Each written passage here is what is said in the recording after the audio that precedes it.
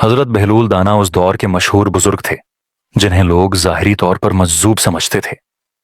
वो सादा मिजाज, बेपरवाह और बज़ाहिर दुनिया से अलग थलग दिखाई देते, लेकिन उनकी बातों में इतनी गहरी हिकमत होती थी कि बड़े बड़े अक्लमंद हैरान रह जाते। दूसरी तरफ खलीफा वक्त हारून रशीद अपनी शान और शौकत और अजमत के लिए मशहूर था। उसके दरबार में सोने के बर्तन और चांदी के तख्त, लाखों का लश्कर उसके हुक्म पर चलता, बड़े बड़े वजीर उसके आगे झुकते। लेकिन उसकी मजलिस में जब भी बहलूल दाना आते, अपनी सादगी और बेखौफी के साथ ऐसी बात कह देते जो दरबारी भी न सोच सकते। एक दिन हारून रशीद ने हंसते हंसते बहलूल को एक चहड़ी थमाई और मजाहन कहा, बहलूल, ये छुड़ी मैं तुम्हें दे रहा हूं। जिस इंसान को तुम अपने से ज्यादा बेवकूफ पाओ, ये चहड़ी उसके हवाले कर देना। सब दरबारी हंस पड़े। बहलूल ने खामोशी से चहड़ी ले ली और अपने पास रख ली। उस लम्हे को सबने भला दिया। वक्त गुजरता रहा। दिन महीनों में, महीने सालों में बदल गए।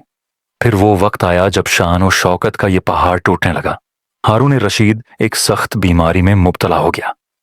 अतब्बा ने जवाब दे दिया। महल के सहन में सन्नाटा छा गया। रोशनियों से जगमगाते ऐवान अब अंधेरों जैसे लगने लगे। वो बादशाह जो हजारों सिपाहियों के साथ सफर करता था, बुस्तर मर्ग पर तन्हा पड़ा था।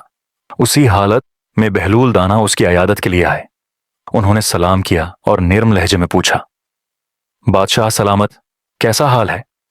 हारून ने ठंडी सांस भरकर कहा, बहलूल, हाल पूछते हो? मेरे सामने एक लंबा सफर है।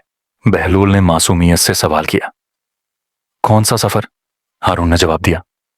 आखिरत का सफर। बहलूल ने फिर पूछा। वापस कब आओगे? हारून के लबों पर एक कड़वी मुस्कुराहट आई, आंखों में नमी तैरने लगी। बोला, वापसी? बहलूल, तुम कैसी अजीब बात करते हो? भला उस सफर से कोई वापस भी आया है? बहलूल के चेहरे पर संजीदगी छा गई।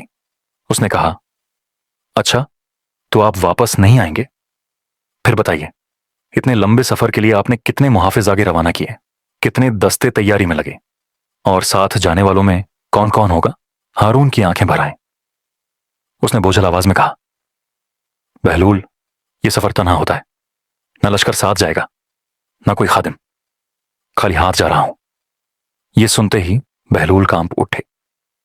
वो आहिस्ता आहिस्ता अपनी बगल से वही छड़ी निकालने लगे जो बरसों पहले बादशाह ने उन्हें दी थी।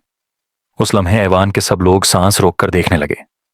बहलूल ने छड़ी बादशाह के बस्तर पर रख दी और बुलंद आवाज में कहा, बादशाह सलामत, ये छड़ी आप ही को वापस मिलनी चाहिए, क्योंकि दुनिया में मुझे आपसे ज्यादा बेवकूफ कोई न मिला। जब आप किसी छोटे सफर पर भी निकलते थे तो हफ्तों तैयारी करते थे।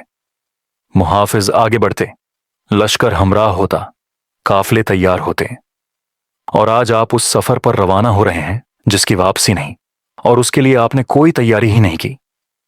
ये अल्फाज कड़कती हुई बिजली की तरह महल में गूंजे। कमरे में एक ऐसा सन्नाटा छा गया कि सिर्फ बादशाह के आंसुओं की आवाज सुनाई दे रही थी।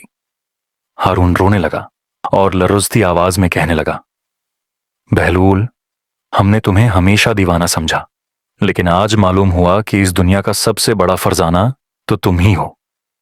ये कहकर उसने आंखें बंद कर लीं। महल के दर व दीवार उसके आंसुओं के गवाह बन गए। दरबारियों के दिल कांप उठे और सब पर यह हकीकत आश्कार हो गई कि बादशाहत, लश्कर और दौलत कुछ नहीं, असल दौलत सिर्फ आखिरत की तैयारी है।